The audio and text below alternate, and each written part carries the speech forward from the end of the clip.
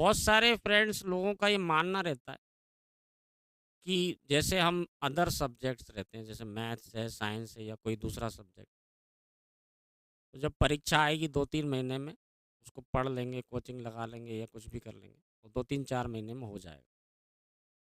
इसी तरह से वो अंग्रेजी के बारे में सोचते हैं और वो होता नहीं है और अक्सर आप देखेंगे कि फेल हो जाते हैं।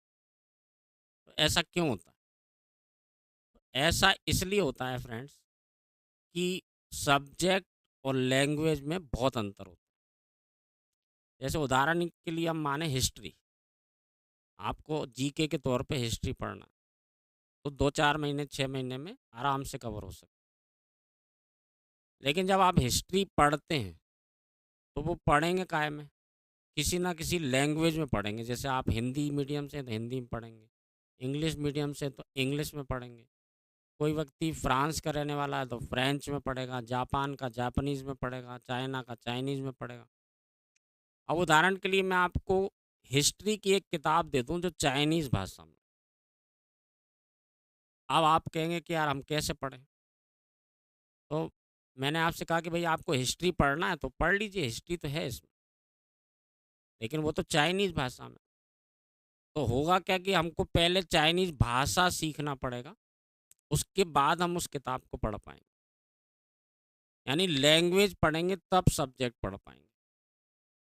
इसी तरह से फ्रेंड इंग्लिश में, इंग्लिश केवल एक सब्जेक्ट नहीं है, इंग्लिश एक लैंग्वेज है और इसको आप बहुत आसानी से इस तरह से समझ लीजिए कि जैसे हम भारत में रहते हैं और हमारी मातृभाषा है हिंदी। हिंदी को हम बचपन से सुनते आए, यानी पहली बार जो शब्द सुना होगा आपने, अपने माता या पिता से, वो आपने हिंदी में ही सुना। अब आप कॉलेज पास कर चुके, यानी 15 से 20 साल की एजुकेशन भी ले चुके। उसके बाद भी जब हम कॉम्पिटिशन एग्ज़ाम देते हैं, तो हमको हिंदी को अलग से पढ़ना पड़ता है, कई बार कोचिंग भी लगाना पड़ता है। आप सोचिए जिस भाषा को हम बचपन से यानी सुन पैदा होने के बाद जो पहला शब्द ही हमने हिंदी में सुना था, 15-20 साल से ज़्यादा से बोलते आ रहे हैं, उसके बाद भी हमको कोचिंग लगाना पड़ता है। ऐसा क्यों होता है कि लैंग्वेज का विस्तार बहुत बड़ा होता है। उसकी वोकैब्युलरी, उसके शब्द हज़ारों की संख्या में होते हैं। किसी को हिंदी बोलना है तो उसको हिंदी बोलने से पहले बहुत सारे हज़ारों मीनिंग याद करना पड़ेंगे, तब जाके वो बोल पाएगा या समझ पाएगा। आप इससे अंदाज़ा लगा सकते हैं कि अगर कोई व्यक्ति इंग्लिश सीखना चाहता है और वो सोचे कि मैं 2 या 3 महीने में, 4 महीने में सीख लूँगा, तो वो कितना अपने आप को मूर्ख बना रहा है। या तो वो अज्ञानी है, उसको पता ही नहीं है और या वो जानबूझ करके जैसे शुतुरमुर्ग अपनी आँखें बंद कर लेता है और सोचता है कि खतरा है ही नहीं।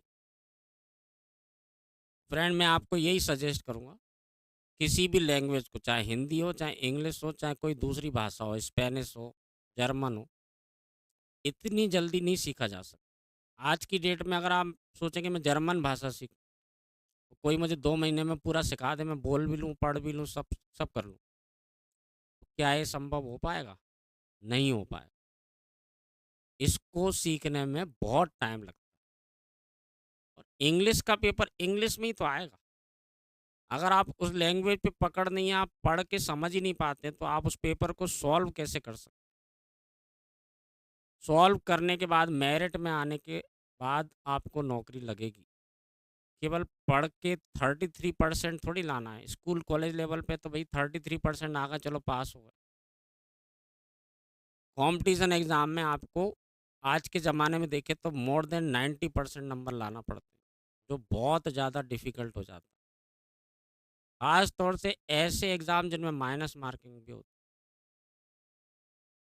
फ्रेंड अपने आप को धोखा मत दीजिए।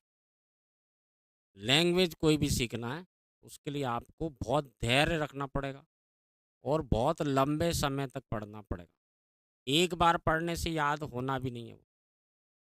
यानी कम से कम आप मान के चलें तो 6 महीने, 1 साल, 2 साल, 3 साल भी लग जाते हैं, किसी बड़े एग्ज़ाम को पास करने में। जैसे एसएससी, सीजीएल करना है, आप सीडीएस करना है, एनडीए करना है, बैंक क्लर्क, बैंक पीओ या कोई भी इस तरह का अच्छा एग्ज़ाम पास करना है।